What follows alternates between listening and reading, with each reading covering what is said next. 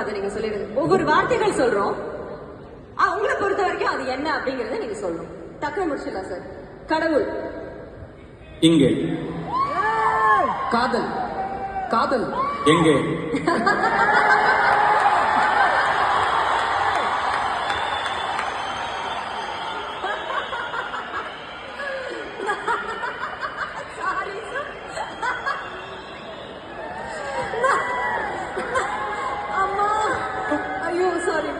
நட்பு.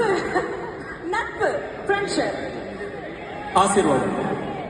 துரோகம். பழகிச்சு. Haters. Haters. Haters.